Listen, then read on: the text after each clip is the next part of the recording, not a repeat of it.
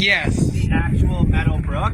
As you're driving along the Meadowbrook Parkway, actually, look on the sides of it. I want to go swimming. Let's go. Especially now because all the leaves haven't grown in yet in the winter, early spring. You can see parts of the brook actually meandering up the parkway. The headwaters, the beginning of it, actually starts all the way near Nassau Community College, believe it or not. And it flows down here into the bay. So you get a mixture of fresh water coming from upland, and you get a mixture of salt water coming in from the bay. So this environment right here would be considered brackish water. Okay? Brackish water is going to be a mixture of salt and fresh water. And this is an important habitat. We also had brackish water when we went to Oceanside Marine Nature Study Area because they got the fresh water coming in from runoff. This is going to be a nursery ground for a lot of the fish, shellfish, crustaceans that we're going to have in our bay.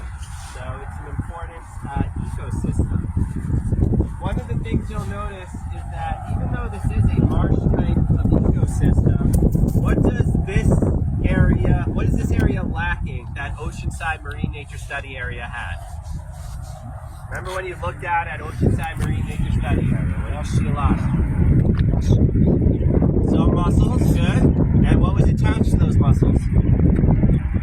The vegetation. Weeds. It's not weeds. Oh, reeds. Not, well, in the intertidal zone.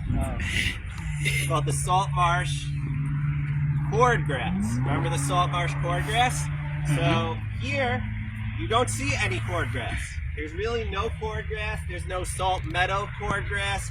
You're missing that intertidal and that supertidal zone. What happened here is that over time, the Meadowbrook has been altered. And we'll talk about what this land used to be used for. But think of the brook almost like a U shape, okay? Where now all of a sudden there's a very steep incline.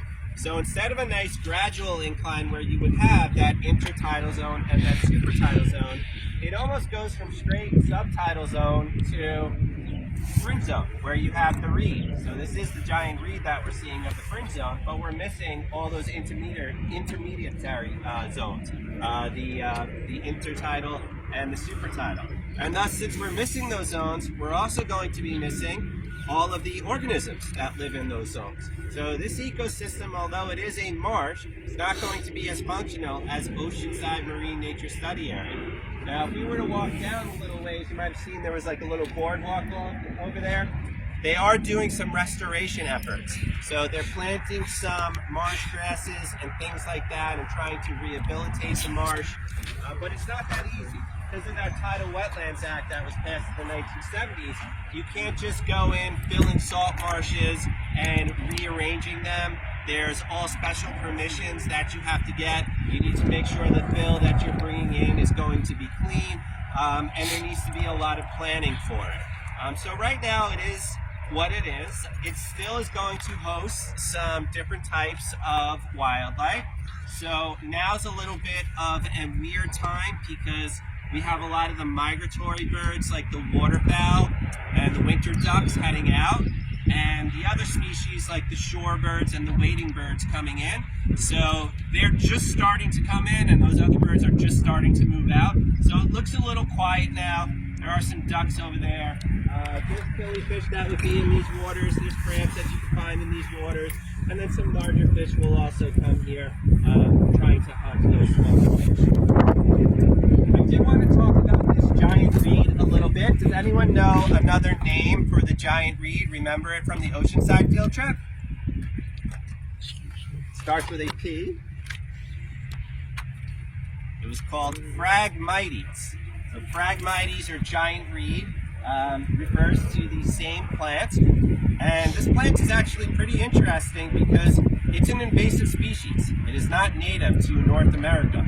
But it's been here for well over 100 years. Basically, when the first settlers started to come to North America, the Dutch brought over this plant. And the reason why they brought over this plant is because they were very familiar with it. They used it for insulation, they used it to make baskets. Part of the plants are even edible, so you can make a flower out of the seeds over here on the top. At one point in the life cycle of the plant, the roots are edible as well.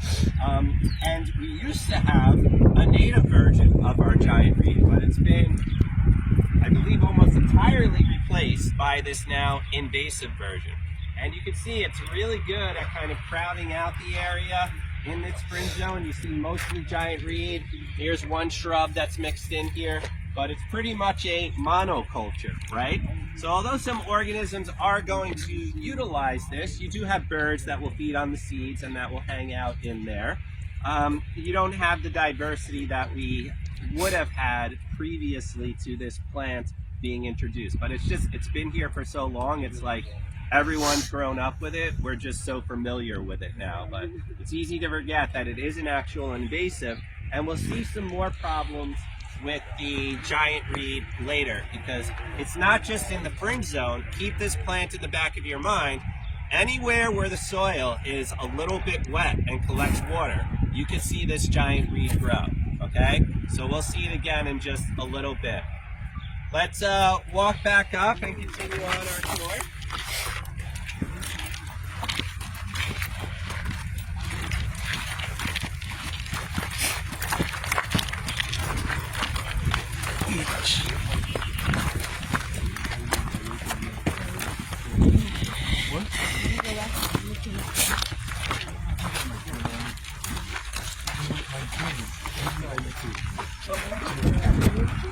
I found it. I was like, this motherfucker just spawned in. Isn't there cows in there? And goats.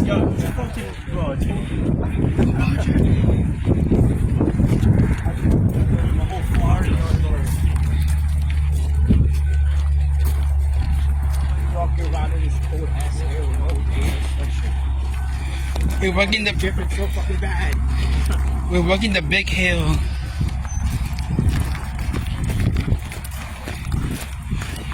We're gonna smoke some weed. I'm just kidding.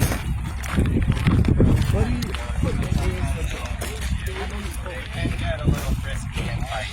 So yeah. We're gonna talk about it in a second.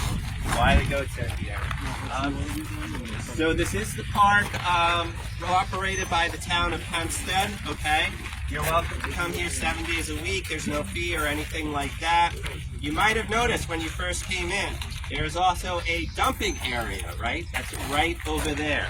Well, the dump is operated by the town of Hempstead, and you do need to be a town member in order to utilize the dump. The dump is going to be for anything that regular pickup doesn't take. So if you had some larger items or just a lot of material that you wanted to bring somewhere, that's where you would bring it. It gets separated out by material, so metals, wood, concrete, etc., and then it will get transported off-site. Nothing is stored here on the long term, but that is not true for the history of this park. From 1950 to 1984, it actually operated as a landfill. And a landfill is a place where you're going to go and you're going to bury garbage, right? So everyone see that kind of hill right there, right? Can't miss it. That has tons and tons of garbage that is actually buried underneath it, okay? It is no longer operational, obviously, right? And the town of Hempstead did something pretty innovative to the park. To the landfill. They turned it into a park, which was one of the first landfills that they actually did this to. There were some others around the United States. There's one in Queens. There's one in Queens. Well, there's one in Brooklyn on the Belt Parkway. Yeah. Shirley Chisholm Park by the old Pennsylvania and Fountain Avenue landfills. I think it's right at the beginning of Brooklyn, actually. East New York. And they're thinking of doing it, or they're, yes. I'm saying East New York. Oh, East New York, yeah. They're also, Croton Park landfill, and Edgemere landfill. That's the one in Queens. And the entire Staten Island was also, And they're changing that, and so it's going to be one of the largest parks in New York State. So they're currently working on putting that together. So it's a great use of land that otherwise wasn't being used, right? So now people can actually go and enjoy the park, enjoy the nature that the park brings in. They did have to make some modifications to it. So what they did is they put on a cap to the landfill. So similar to how I'm wearing a cap here, they put on a cap on the top of the landfill, then cover it with some soil. And the deal with that cap is, we don't really know what's buried underneath the landfill, right? There was not supposed to be any hazardous material or radioactive material or anything like that, but when you're talking about tons and tons of garbage, stuff can make its way in. So that's supposed to help prevent rain from going through the landfill, and they call it leaching down any harmful chemicals into the groundwater. And also, since we're so close to the bay, it can flow out to the bay as well. In fact, earlier, if some of you were here earlier, you might have seen a pickup truck and some guys with buckets. They were doing water testing of the bay, and there's also a well, kind of where that rock is, right around that area. And they dipped into the well, and they were doing some water testing over there to make sure there's no like heavy metals, any carcinogens that are flowing out into the environment. So it is something that does require routine checking. So as we go around, we'll keep our eyes open. If you see anything interesting, point it out. Sometimes we do see foxes here. No need to freak out. They're not going to attack you or anything like that. Sometimes we could see hawks. We saw osprey earlier. We will probably see them again. Did you see a fox earlier? What's that? Did you see a I did fox? not see a fox, no. But last week I saw 2 bald eagles I was able to pick out for the class. There's a bird over there. Dang. Over what?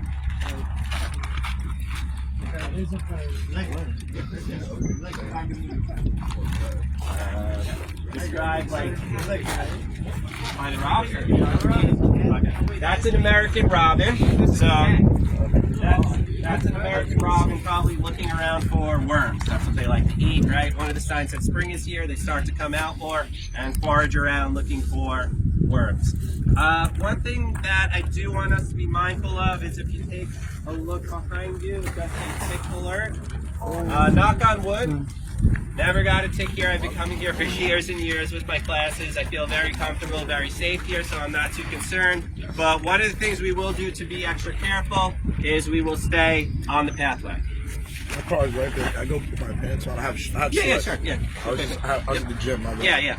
But you should be good here. Like I said, knock on wood. Anytime you're outside, there's always a risk, even in your backyard, right? That you might come across something like a tick. But they really don't seem to like these crushed clam shells on the trail. So as long as we stay on the trail, I think we'll be extra safe and we should be fine, okay? All right, let's continue on. What for ticks? Send me it, bro. That's crazy.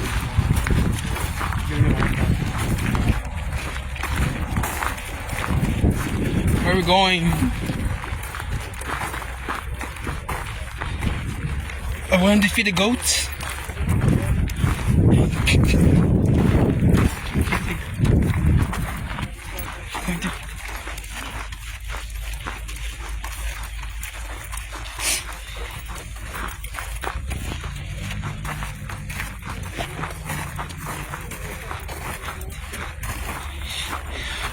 $14.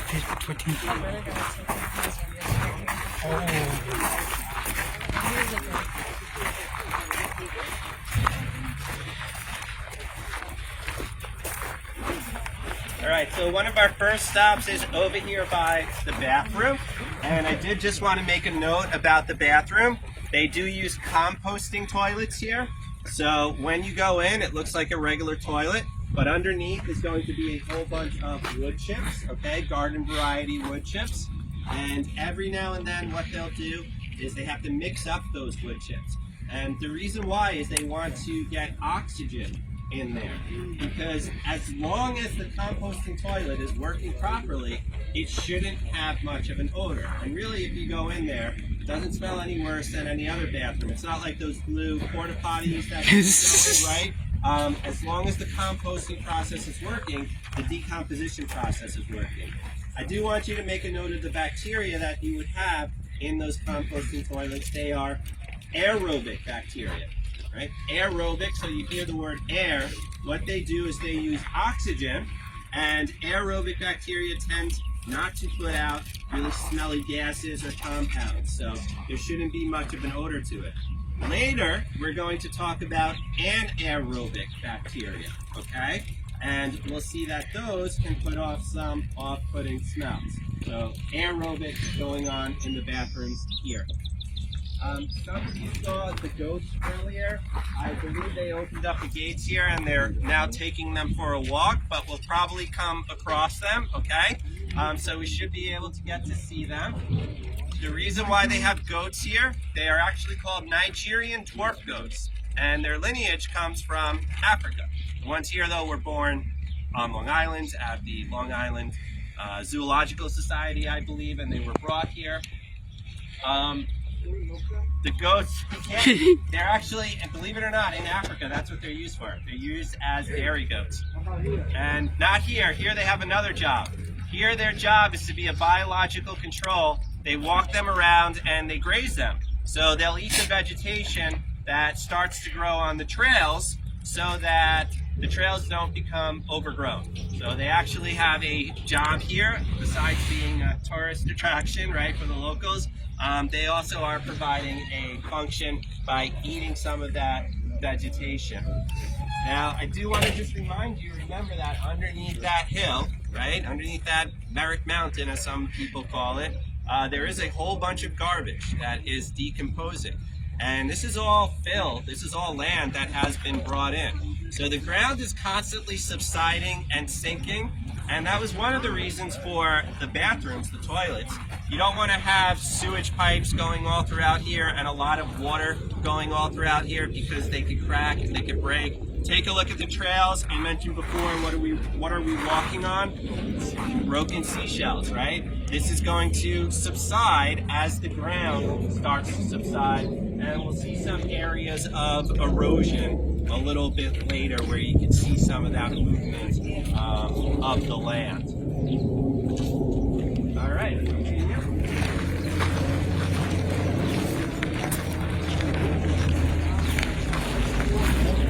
So, okay, everyone, the goats, if we do come across them, they totally do bite. I had students before that had a notebook, and the goat came over to it and bit like a whole chunk out of the notebook. Not just like a page, like an entire chunk. Well, we're going to just avoid them. They don't really attack you, so as long as you just move away from them, you should be fine. Once a student also had a purse that had a little tassel hanging off of it, and the goat came and ate the tassel off of the purse. So they do get a little frisky, a little nippy, and they totally do bite. That's why they don't want you petting them. But for the most part, they're pretty calm. They actually use these goats in petting zoos sometimes. The reason they initially brought them here is actually kind of interesting. They would breed them and use them as food for big cats, so like lions and tigers in zoos. Yeah, lions and tigers in zoos. You ever see Jurassic Park, right? Yes. When they put out the goat, they would breed them and they would use that meat to feed to those animals. But these guys are safe, okay? No one's milking them, no one's eating them. They're just grazing around the park.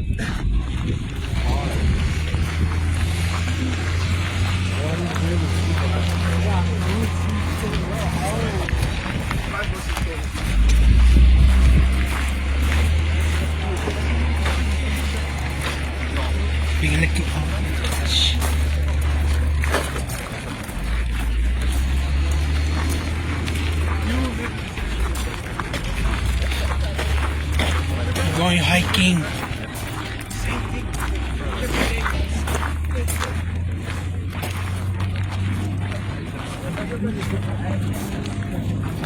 Okay. This plant over here, this plant is called mugwort. It's an invasive species that takes over the environment. This is all last year's mugwort. You can see some green coming up. This is the new mugwort that's starting to come up. So at the end of the season, it will be this tall. It's a very annoying plant to get rid of because its root system runs all throughout underneath the ground, and it just sprouts up new shoots. So you can pull a lot of it out and it just comes back right away if you don't get all those roots up. So it's very difficult to get rid of. it is an interesting plant. It came from Asia. It's used sometimes to make teas. It's supposed to enhance your dreams. It's supposed to have, it's not really there yet, and the older last year's growth doesn't have it. It has a unique smell. I don't want to say it's like really floral, but it's a unique kind of herby type of smell because it is an herb. And they used to actually make beer out of it too. So in times or in areas where they didn't have hops available, they would actually use mugwort to flavor the beer. If you've ever heard of like a mug of wort before, that's where it comes from, this mugwort plant. This is one of the plants that the goats are responsible for getting rid of. So they're going to graze, they're going to feed on these. And actually, if you look down just a little bit farther, or even right over there, you can see some giant reed. So we see two invasive species, right? We have the mugwort, and we have the giant reed in the same area. Possible now, value. we take a walk just a little bit farther.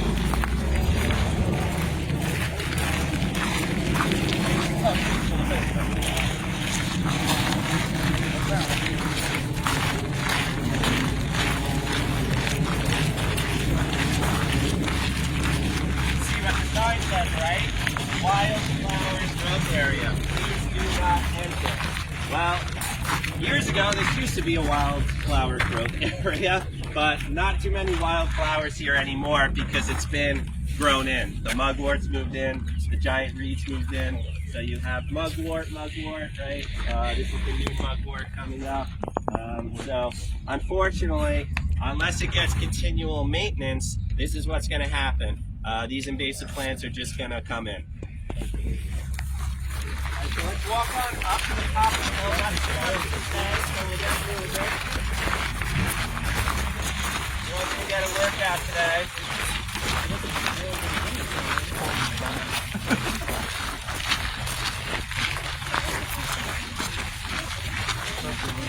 It's okay. It's hard to hear with this.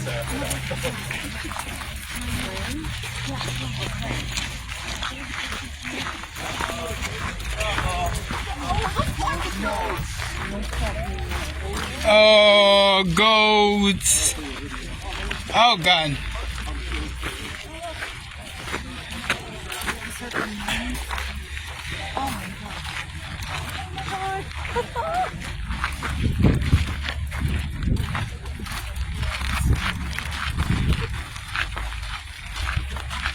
And one sheep. Oh God, I'm scared of those goats.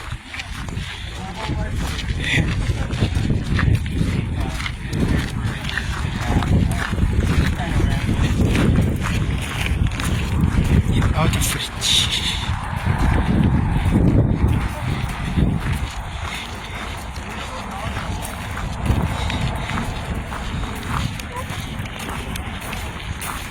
Norman J. Levy Park. Part 2. Let me guess this number G.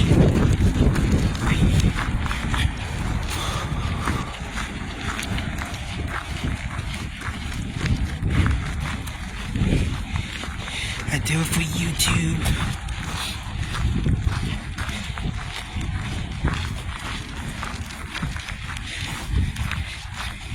I can take a rest on this bench. I'm so tired walking up this and long.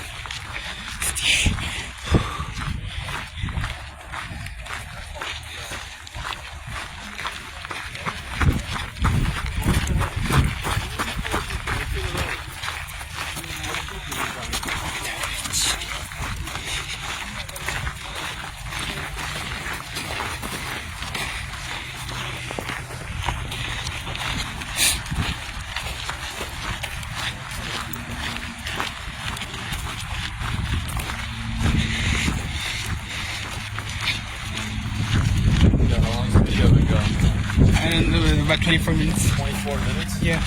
I'm a YouTuber, so Oh, you're a YouTuber? well, I'm technically a furry. Yeah, I have a furry channel on You're a YouTube. furry? Yeah. Oh, okay. So what's the channel? It's called my furry name is called Red Fox. And I'm recording this right now. Red Fox? Yeah, fuck. I'll show it to you. Right, I'll find it. Can you find it? Yeah, I'll find it.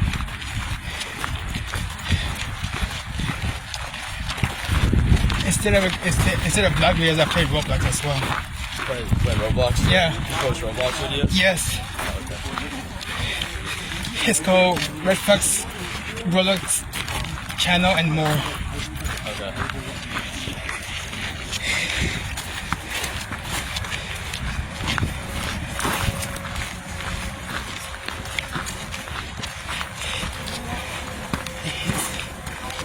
It's supposed to be there because I have 220 subscribers.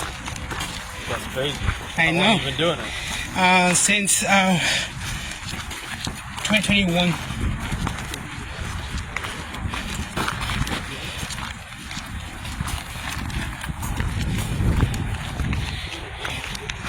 Is this you? No, that's not me. Hold on. That's not me. No, it's gotta be separate.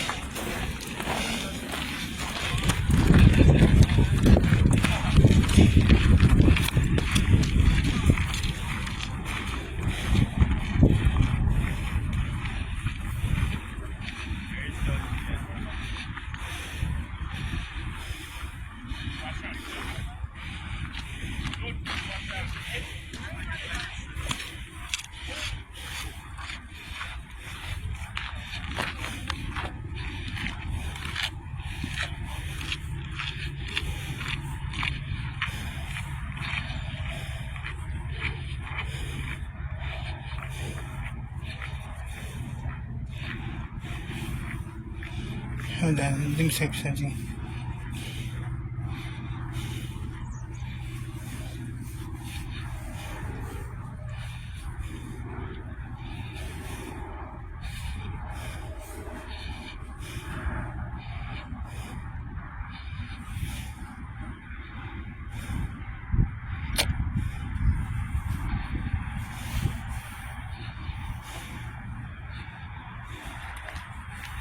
Here we go, found it.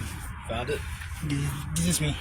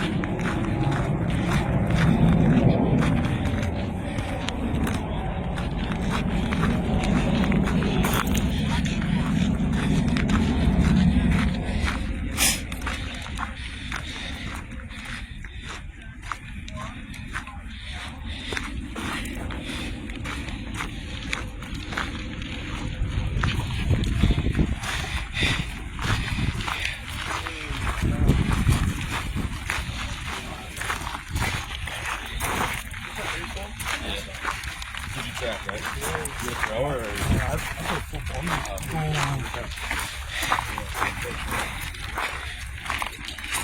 I'm playing baseball in my high school, but I haven't played since high school. Anna Marie in Massachusetts.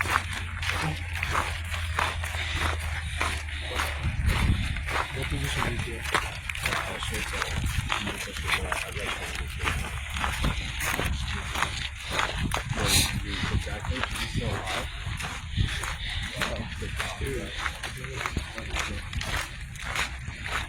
Are you cool? You just like stupid.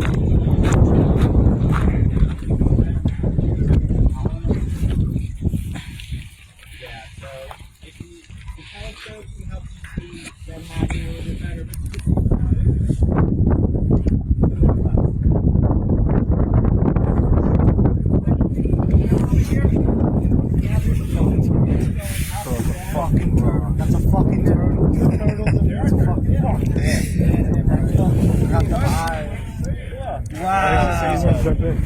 Wow. They're recording. You should jump in here. Okay.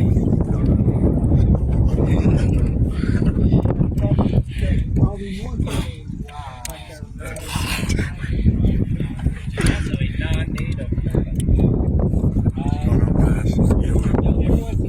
The greatest running back of the year, offensive player of the year.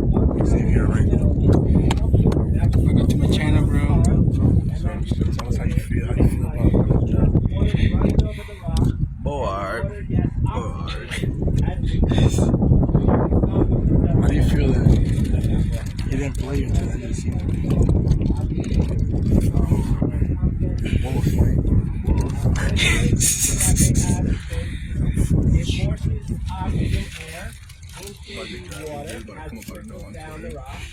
And there are, believe it or not, Bullet fish flame. here as well. And park in here, smaller fish species like tilly in here. Some people sometimes drop their goldfish in here. They're not supposed to, but that'll be tuna fish will not survive because it's fresh water. So unlike the brackish water that we saw earlier by the Meadow Brook, this is a freshwater environment. They put this here purposely because they wanted a different ecosystem. Freshwater ecosystem that some of these that depend on that. So you'll see things like waterfowl, you'll see ducks, you'll see some wading birds sometimes, but even things like the gulls and the terns, they'll come here too because they like to rinse off. Touch on the camera. Water.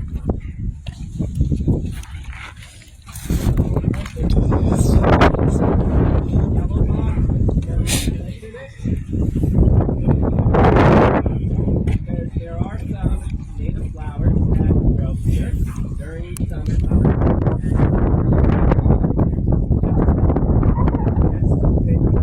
There's a thunderstorm or something like that.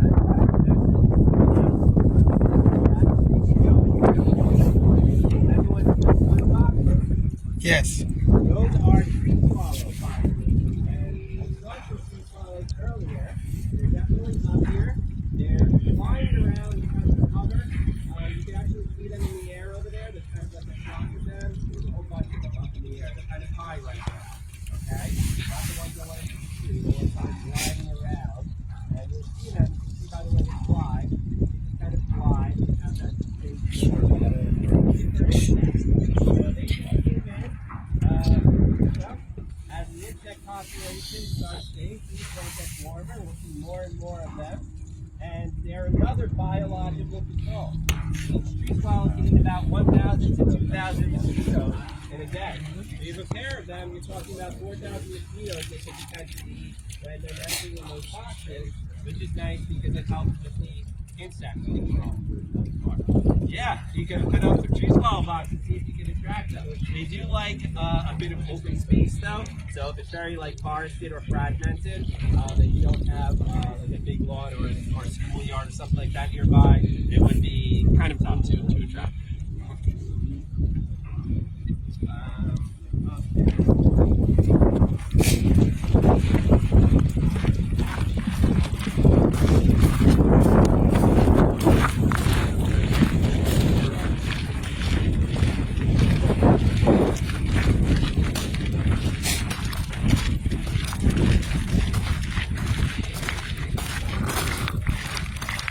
What the fuck? I just heard that.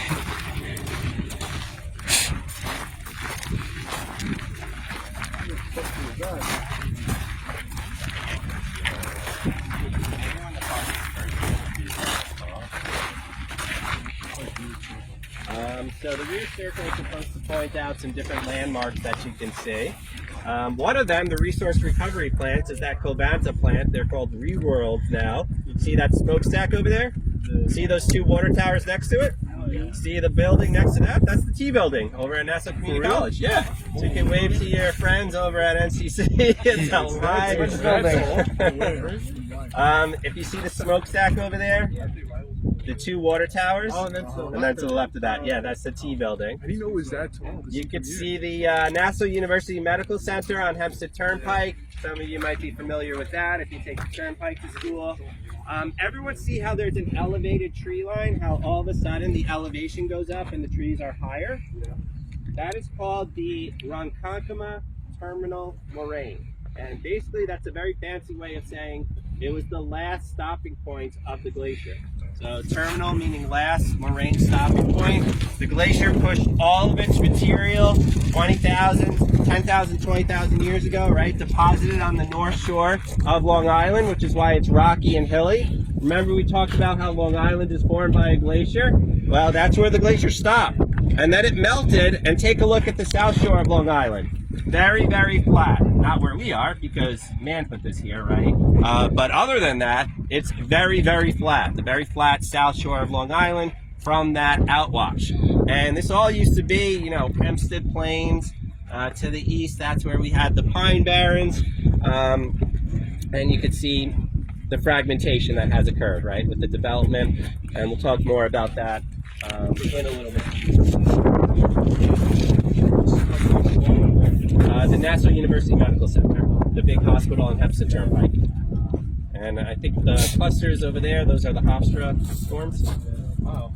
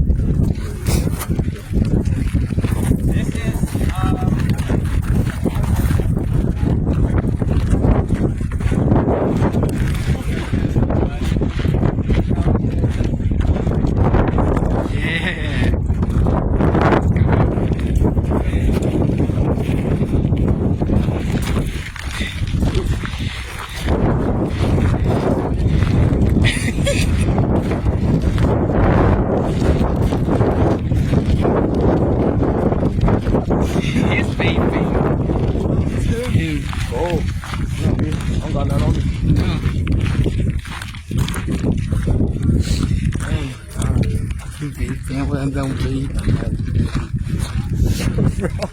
I'm a clean man that don't bleed. Oh my god.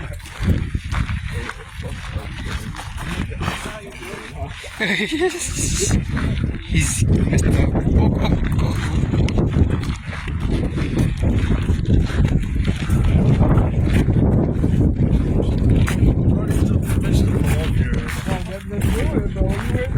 I'm chirping.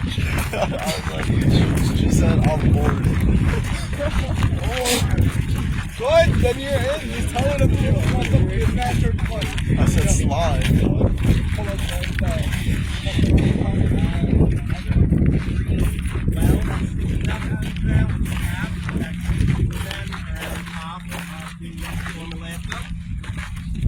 Those are methane monitoring wells.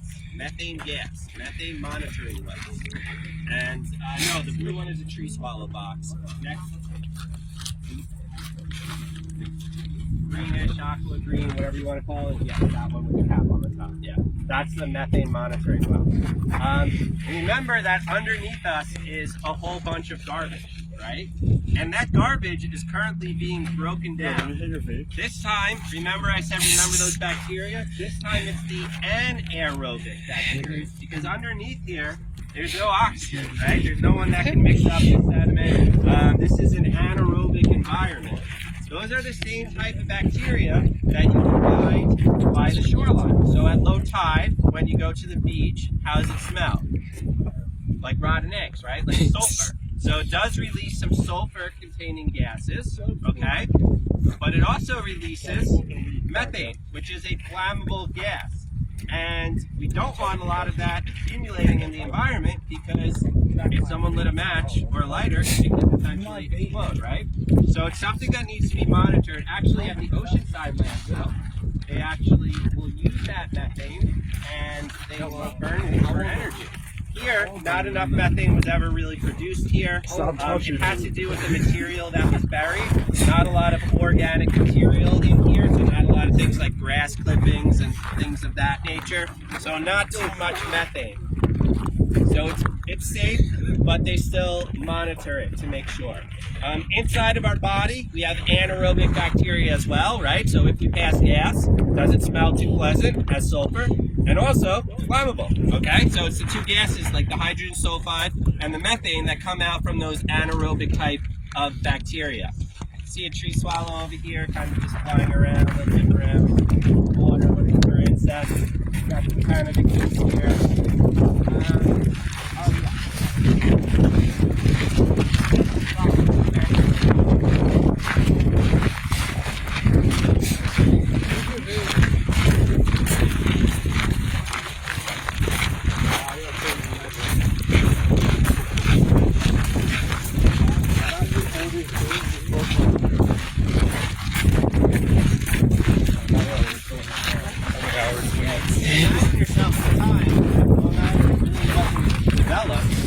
Up until Merrick Road, Sunrise Highway, in some cases, it was all salt marsh. It was all salt marsh. So where we're looking here, that golf course, all of those houses, all used to be salt marsh. And look, it's not there anymore, right? It's gone, and it's not coming back anytime soon. Even if our water here was 100% free of any contaminants, well, guess what? We're never going to have the historical fish populations that we once did because we destroyed those important nursery grounds. We destroyed those salt marshes. That's why it's so important that the salt marshes we do have, we passed laws, right, in the early 1970s, the Wetlands Protection Act, that we don't disturb them, we don't develop over them or anything like that. We're trying to preserve the wetlands that we do have left. And you can see some of those marsh islands still out there, right? They're untouched, but we know that one of the threats that they're facing is the rising sea level. And we're losing some of that zonation of the salt marsh, and there isn't anywhere for the marsh to kind of creep into, right? Because we have houses, we have golf courses, and the South Shore of Long Island in general just used to be thought of as an area that wasn't ecologically important. It maybe smelled a little because you had your marshes. It had a lot of insects around. So what did we do? We put things like landfills here, the Oceanside landfill, the Merrick landfill, put garbage where it's already smelly and insects. We put parks in, so there's all parks along the South Shore, like Wandsworth Park, Cedar Creek. You have the golf course over here. And we put in houses. Look at how nice and green the golf course is, right? If there was no houses, that would be so much nicer. It would be really nice, right? So you have all fertilizer and different pesticides that are being used on that grass, not only for the golf course, but for the houses as well. You can see some grass right up in there. All of that running off into the water. So there are water quality issues here as well. And that's what we're going to get into. That's our next topic in class, how some of these water quality issues impact Long Island. They could cause things like algae blooms. They could decrease the amount of oxygen that's in the water. So they could be pretty harmful for us.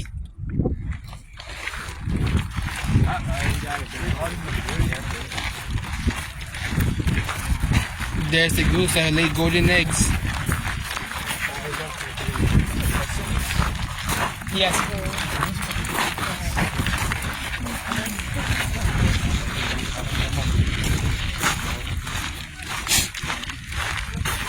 Let's grab them.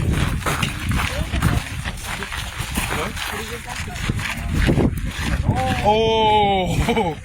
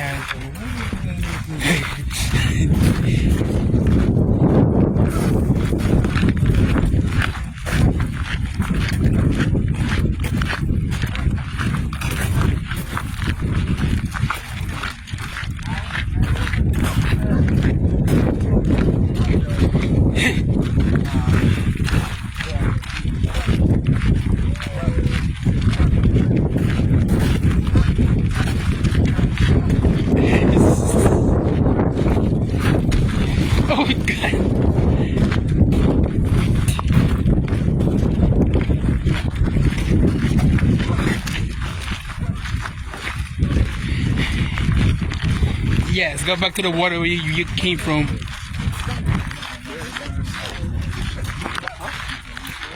For 10 bands? I'll get money and dolphin diving. For 10 bands? Oh, shit. Yes! For 10 bands? I'm like this.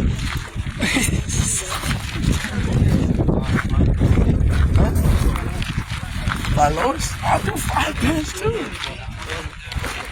5 bands to swim? Bro, come on, lock it. Who gonna catch me? Oh.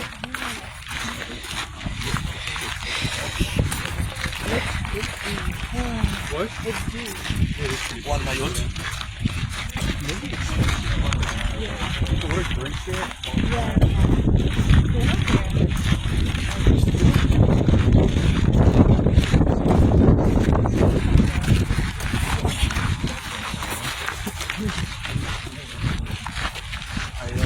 How do you feel about it? Going pretty good. What was your favorite thing you've seen so far? Oh, the goats. Goats. Okay. Shut the fuck up. Last question. How long do you think we're gonna be here? Fucking another like 30, 40 minutes. Okay. Roughly, but then catch you next time. 5 minutes silence. Yeah.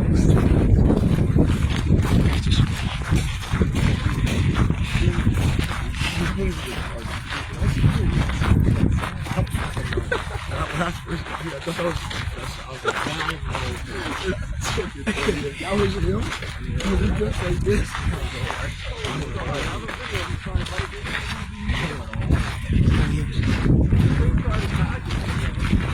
You're fucking lying.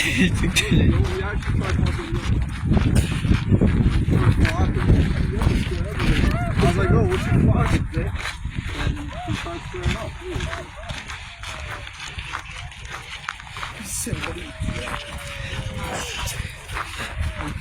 It's on me, microphone.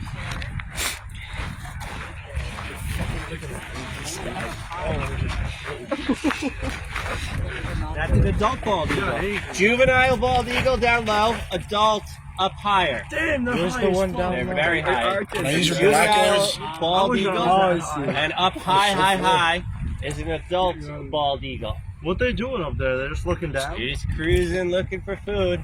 Can they see food? Yeah, they can. High up. How are Yeah. you gonna see? You gotta stop smoking. Are you dumb? Wow. So, actually, Mike at Oceanside, he said there that they've been hanging around Oceanside too. Last week I saw them more over that way. You know what they're jacking? What's that? They're probably looking to steal some fish or something from the osprey, which Where's the osprey? they are known to do. The osprey we saw earlier, right? Didn't we see one? Yeah, you saw it. I saw. Yeah. I'll try to point one out if I see one again. But very cool, bald eagle. Yo, you're not good. On the judge in the black car, you can see one of the big Walking down is much easier. We should play Pokemon Go.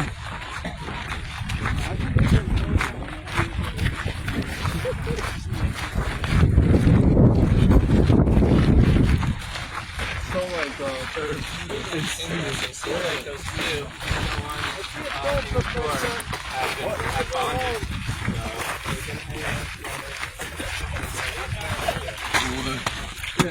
Oh my god!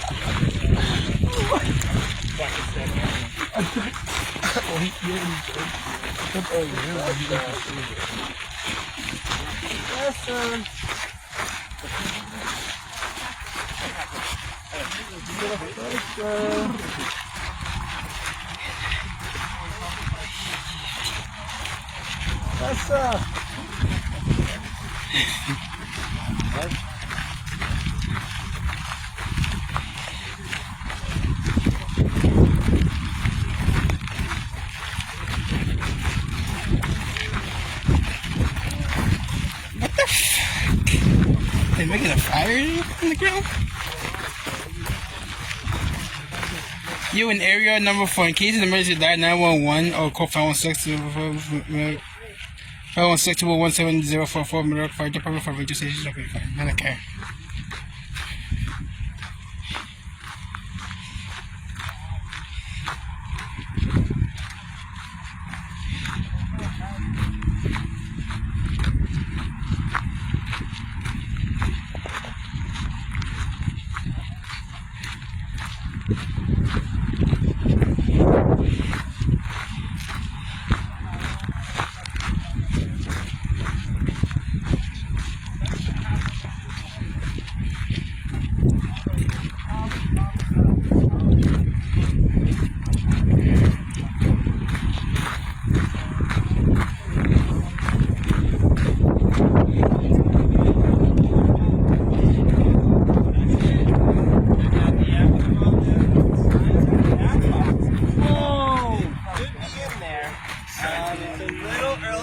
However, the bat been photographed here on Long Island already, starting a week or two ago. So the insect population is getting high enough to support it's them. Batman. Some of them are migratory. We do have 2 species that will hibernate here, and as it gets warmer, they'll come out of hibernation from the trees.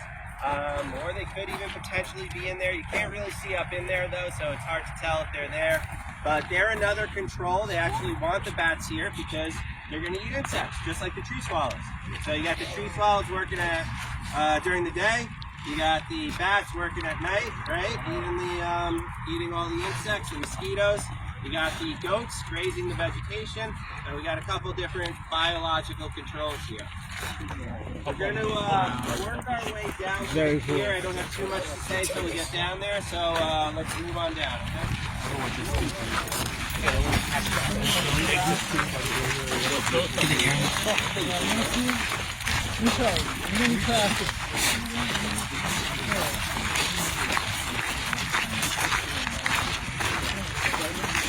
You know Ashton? Long hair, he's got that fucking man. You know Ashton? Yeah. I met him. I saw him again after like 5 years at Strikeforce. He knew his number. I texted his team. He was here. Here. Oh, he's not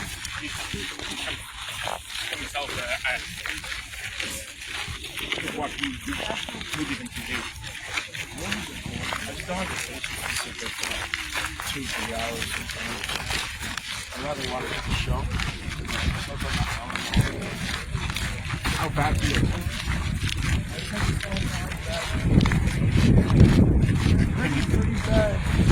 Can you fit those will be in the theater? Yeah, for sure. Some people want to listen to it every day.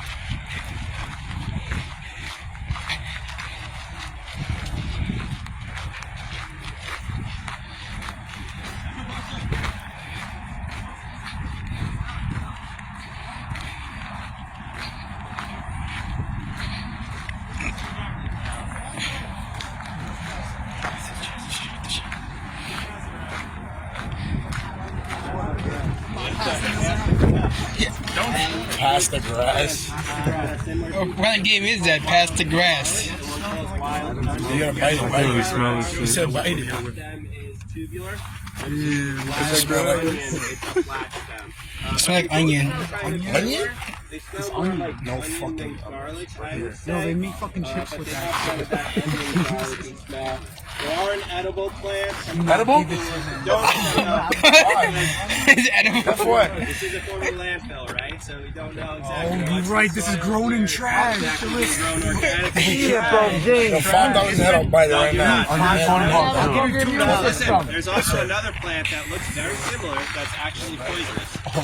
That one does not give off a smell like this one does, but you do need to be careful anytime you're foraging that you know 100% with complete certainty, right, what plant it is.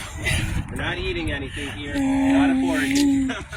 There are some fruits that go around. $20 a head. He wants to smell it. I want to take a bite out of it. Oh, seriously? Right out of the trash.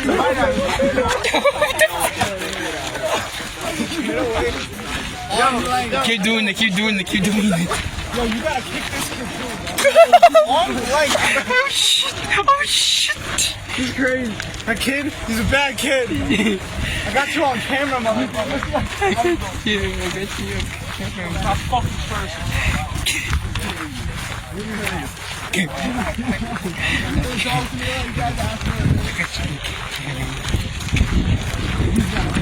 Oh shit, oh shit, oh shit.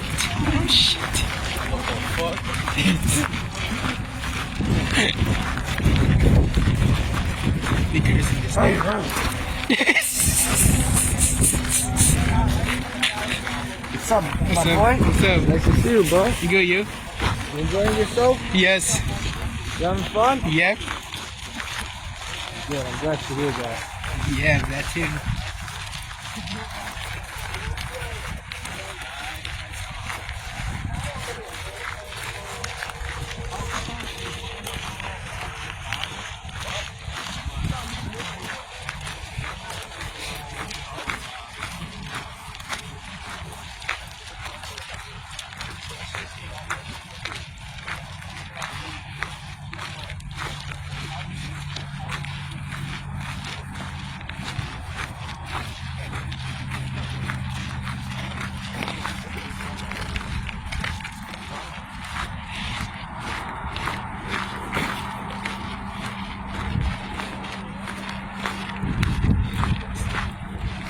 So,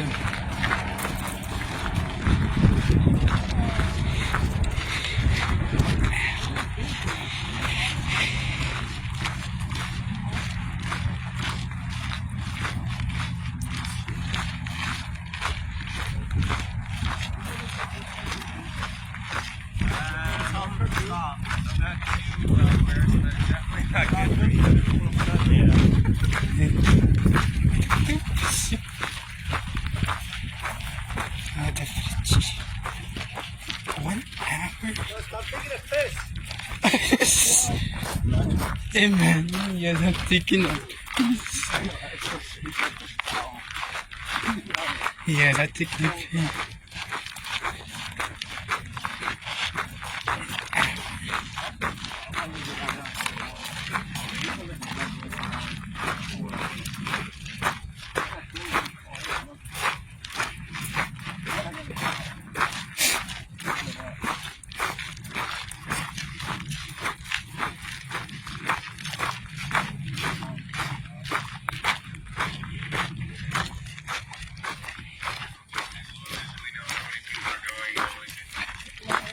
Dude. I got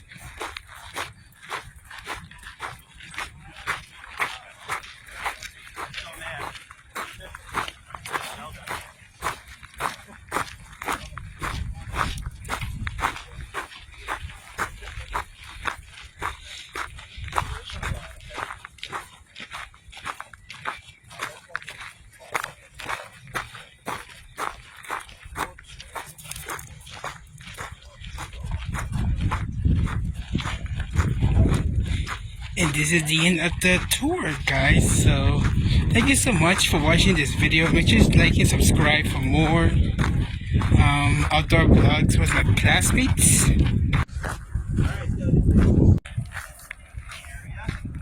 Make sure you follow the rules. You need to have a New York State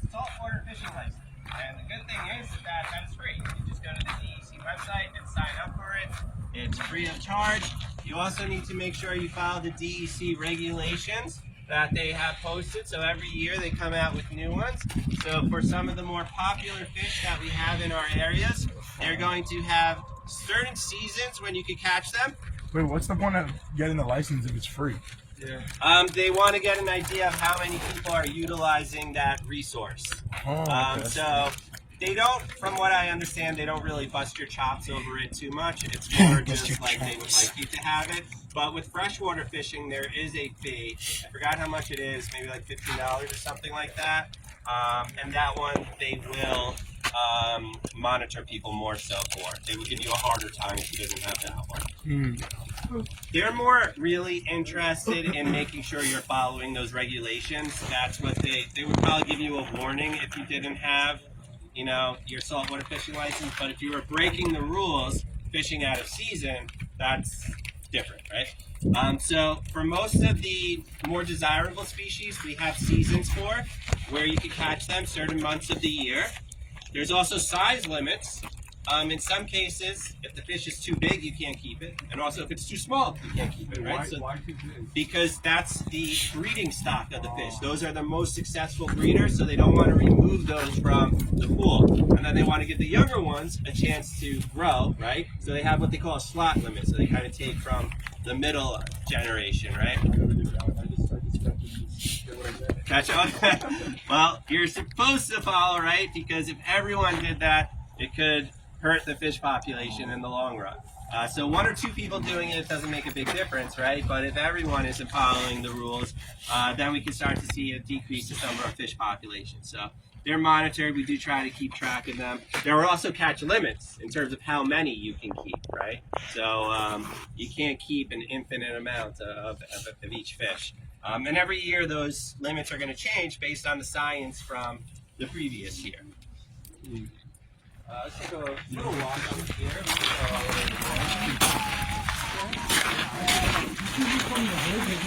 We'll do the next footage, guys, and then we'll go to the piers, and then we're going to start the video. I think it's going to finish this video after this. We're going to stop, and then we're going to edit the video and just post it on YouTube, guys.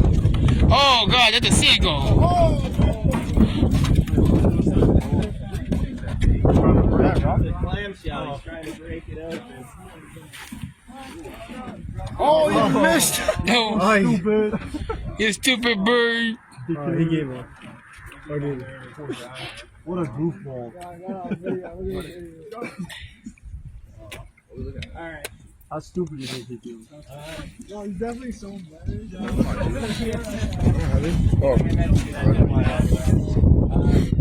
Walk all the way down to the edge of the pier. That's Merritt Bay. Okay, well this whole thing is Merritt Bay, but there's a little depression there, and that's where people like to fish because the water's going to be a little bit deeper. That's one of the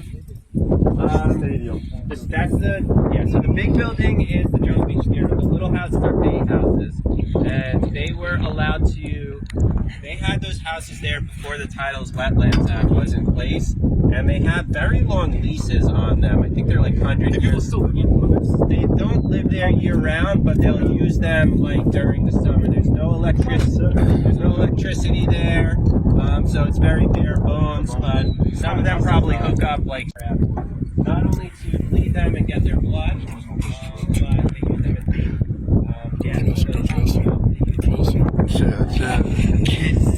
Big ponds. Drop it on the person. No! Heads!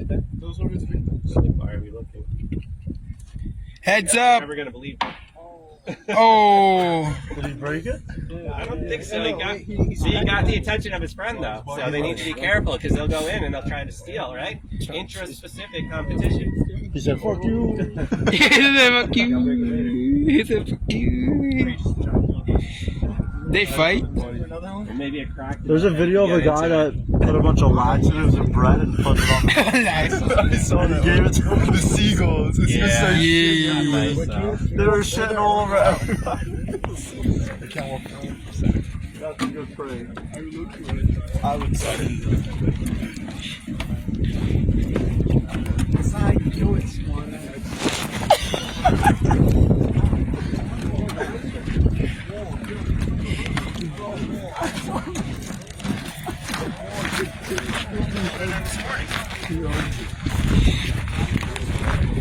What a guy.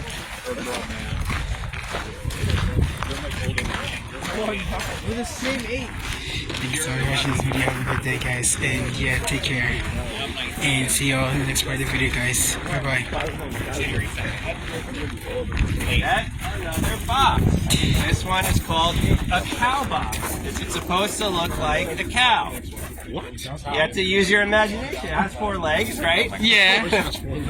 So it's brown in coloration because it's going to absorb the sunlight and give off a heat signature similar to that. A cow box. It's called a cow box. It's supposed to mimic a cow or a 4-legged animal. There's no tail. It's a box. A similar heat signature. At the bottom of the box, you have a little funnel, right? And flies will fly up the funnel because it's like the stomach of the cow, which is a tender area that they would go to bite. It's also an area where the cow couldn't flick its tail, right, or move its head really to move them away. So they go up there instinctually. Then the top, it's a little dirty right now, but it's a screen. So the light goes through there. And they'll try to instinctually, again, go out where the light is. They should try to make it look more like a cow. They use up all of their energy, and they'll die. They naturally decompose inside. So it's another insect population for those flies. Anyone ever get bit by those greenhead flies before? On the water? They are Oh awful. my Yeah, God. the horse, they're like horse flies, right? They actually move their teeth, kind of saw into you. So it's a very painful bite. But And they follow you forever. and they do, yeah. They don't give Especially, up. even if you're on a boat, like they'll go on the boat, they go on their knee, yeah, and they follow you. There's nothing in the box. It's just the fact that it gives off a heat signature. And they did different experiments with different colors. They found that brown works the best. So black, I think, got too hot. So brown was a little bit better because that's going to absorb more heat. I think blue was really good too, but I think brown's just easier to do with wood. Although they're a nuisance, they're actually an indicator that the marsh is doing well because part of their life cycle is actually in the marsh. So you need healthy marsh water, healthy marshlands to have those greenhead flies around. So although we don't like them, it does mean that the marsh is functioning well.